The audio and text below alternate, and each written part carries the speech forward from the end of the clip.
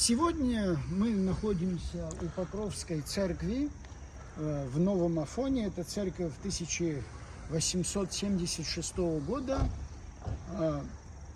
И сейчас вы видите за моей спиной, вы видите основание, первый и второй ярус колокольни. Остальные части, к сожалению, были уничтожены в советское время. Завершающая часть этой колокольни с часовым механизмом находится на здании бывшей гостиницы «Империал» или сегодняшний универмаг в Гудаутах. И последние недели здесь проводились работы по очищению стен этой конструкции. К сожалению, в советское время здесь находился клуб совхоза Псырцха, и все время его красили, забивали гвозди, проводили электропроводку и так далее. И вот, слава Богу, сейчас все вычищено. Я хочу, друзья мои, обратить ваше особое внимание на то, что вот когда шли работы по очищению, я настоял на том, чтобы вообще не использовать пескоструй, потому что мне вообще не нравится, когда все делается идеально чистым. Нужно, чтобы человек видел историю этого храма, это здание, это живой организм. Вот вы видите здесь небольшие слои красок, родная штукатурка на основе извести песка, которая делалась монахами. Все это я заставил сохранить. Почему? Потому что какие-то где-то отбитые фрагменты, где-то забивали какие-то гвозди. Потому что это все свидетельствует о живом организме. Потом посмотрите, как это красиво, когда вот именно в таком стиле идет восстановление. Вот здесь люди стояли сегодня, они смотрели и говорят, как в Италии выглядит. Друзья мои, не обязательно все время говорить, что как в Италии выглядит, как в Италии строилось. У нас тоже все эти постройки имеются. Просто когда мы с вами это делаем, восстанавливаем недолжным образом, вот эта вся красота исчезает.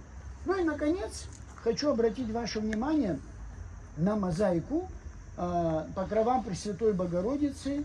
Мозаика была сделана сестрами, монахинями Ревсиме и Гаяне, которые работают в иконописной мастерской при Новоафонском монастыре. Это уже их 4-я мозаика, которая делается для комплекса Новоафонского монастыря.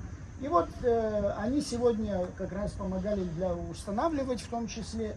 Здесь вы видите сочетание мозаики, классической византийской мозаики, южноитальянской мозаики, сочетание вот с этим зданием, с этим красивым каменным зданием, как это все чудесно выглядит.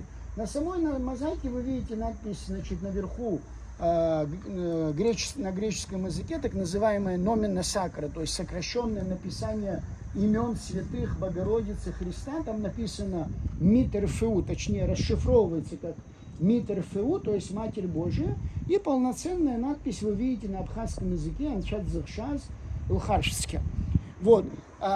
И поскольку вот эта площадь, друзья мои, это Покровская площадь, вот недавно, я этим завершу, недавно мы снимали вместе с Налой Аргун большую передачу про город Новый Афон. Я так делаю некий небольшой анонс, может быть. Мы снимали про то, как сохранить вот этот старый квартал, что нужно сделать, чтобы Новый Афон остался городом, как соблюсти баланс между этнографией, этнографическим подходом и городским подходом и городской культурой. И вот мы с ней говорили о том, что моя мечта, чтобы здесь была настоящая городская площадь. Слава Богу, по нашей инициативе вот эта площадь закреплена и городским собранием Нового Афона, и районным собранием города Гудауты, как городская площадь покровам Богородицы, или на абхазском языке Аншидзахшаз Лхаршске. Таким образом, вот когда даст Бог, Господь даст нам силы, возможности и так далее, когда мы восстановим этот храм с часовым механизмом, со шпилькой, которая была наверху, с крестом, с деревянными галереями, с этой площадью, с этими старыми зданиями, это монастырская трапеза напротив, это жилой корпус монастырский, там был источник, крест остался. Представляете, какая будет красота?